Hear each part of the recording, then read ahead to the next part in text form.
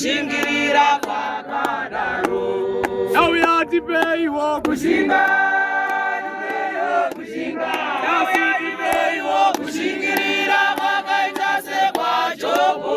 tipeiwo Kushinga,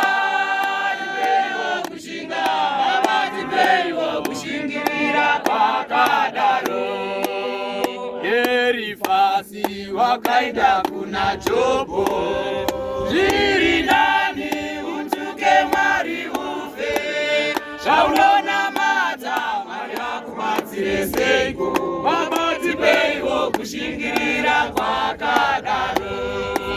Shamwari Jobho dzakaenda kuna Jobho. Zviri nani utuke Mwari ufe. Zvaunonamata Mwari akubatsire seiko. Baba tipeiwo kushingirira kwakadaro. Nauya tipeiwo Kushinga, Baba tipeiwo kushingirira kwakaita sekwaJobho. Tipeiwo kushinga, tipeiwo kushingirira kwakadaro. Nauya tipeiwo Kushinga, tipeiwo kushingirira kwakaita sekwaJobho. tipeiwo Kushinga, Baba tipeiwo kushingirira kwakadaro. mukadzi waJobho Wakaenda kuna Jobho. tarira uone vana vapera kufa. Zvaunonamata Mwari akubatsire seiko. Baba tipeiwo kushingirira kwakadaro. Mukadzi waJobho wakaenda kuna Jobho. Tarira uone vana vapera kufa. Zvaunonamata Mwari akubatsire seiko. Baba tipeiwo kushingirira kwakadaro. Nauya Tipeiwo kushinga,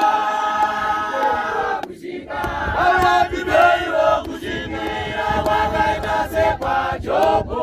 Tipeiwo kushinga,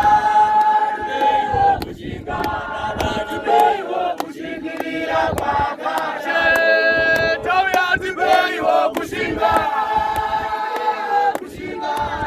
tipeiwo kushingirira kwakaita sekwaJobho. Tipeiwo kushinga, tipeiwo kushingirira kwakadaro.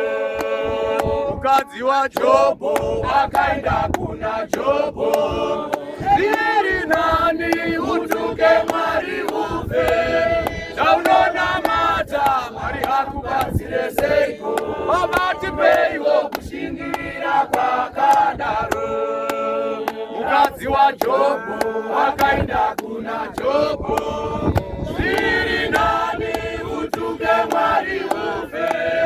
Zvaunonamata Mwari akubatsire seiko. Baba tipeiwo kushingirira kwakadaro. nasi tipeiwo